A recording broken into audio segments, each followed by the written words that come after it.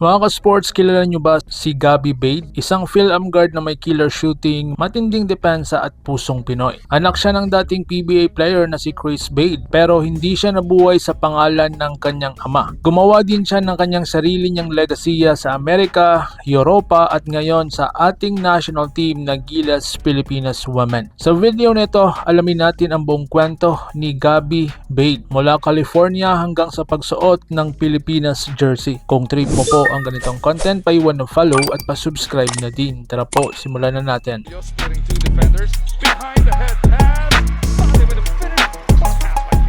Ang tunay niyang pangalan ay Elisha Gabriel Sumira Bade. Ipinanganak noong December 22, 1996 sa Milpitas, California, USA. May dugong atleta talaga ang kanyang pamilya.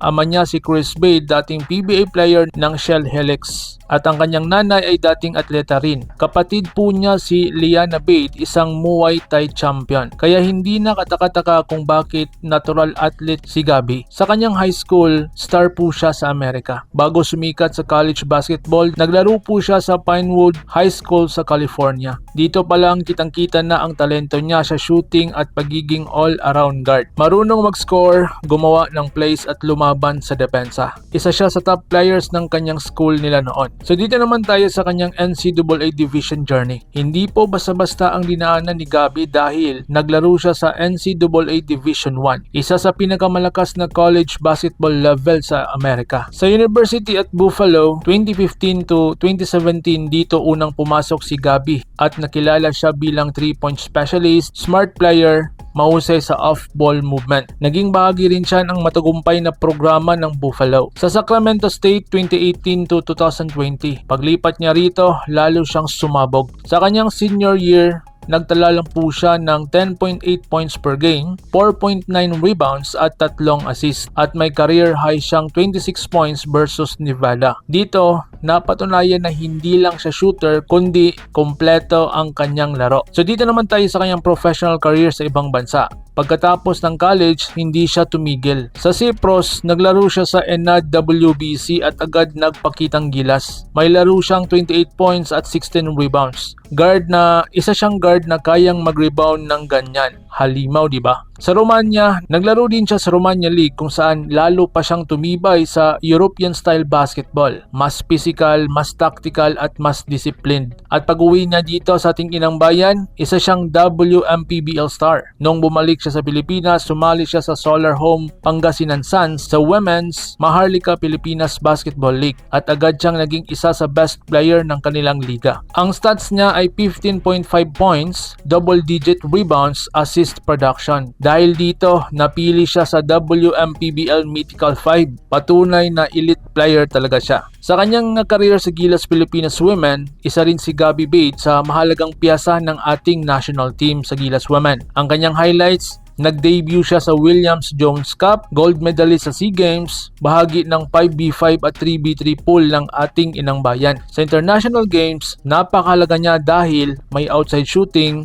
may experience abroad, mataas ang basketball IQ, at kayang maglaro sa pressure moments. Ang kanyang estilo ng laro, si Gabby Bade ay isang combo guard, meaning kaya niya maging point guard at shooting guard. Ang kanyang mga lakas, deadly 3-point shooting, high IQ, tough defender, mabilis sa transition offense, isang clutch player. Kapag dikita ng laro, gusto mo siyang nasa court. So ngayon ang tanong, bakit mahalaga siya sa ating national team? Sa women's basketball ngayon, kailangan ng players na may international experience talaga. At si Gabby ay meron yan. Nakaranas na siya ng NCAA Division 1 game, European Leagues game, Philippine Pro League at international tournaments. Kaya napakalaking tulong siya sa development ng Gilas Women. So ngayon mga sports hindi lang po siya anak ni Chris Bade. Si Gabby Bade ay sariling bituin. Mula Amerika, Europa hanggang Pilipinas, patuloy niyang pinapatunayan na isa siya sa pinakamahusay na Phil-Am guards na lumaro para sa bansa. At habang lumalakas pa ang Gilas Women, siguradong isa siya sa magiging susi sa future success ng team. Ikaw mga sports, ano po ang iyong masasabi kay Gabby Bade? Pwede ba siyang maging isa sa all-time great guards ng ating Gilas Women? Comment your thoughts below at babasahin ko yan. At kung gusto nyo pa ng mga kwento tungkol sa Gilas, PBA at Women's Basketball, like, subscribe at share.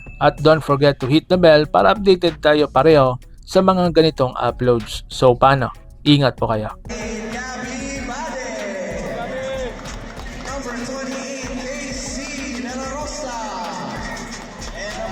Mga ka-sports, kung hilig ninyong bumili ng mga Gilas jersey, Gilas accessories at mga gamit na pang basketball habang nanonood po kayo sa aking mga videos, kindly check this basket on this lower part ng ating video at magpa-pop up yung ating mga items sa gilid. Mga legit po yung mga items dyan, and see to it po na makabili po kayo ahead of time kasi meron po yung mga discounts and mga promos depende po sa seller. And also, kunting suporta din as a content creator po. Salamat!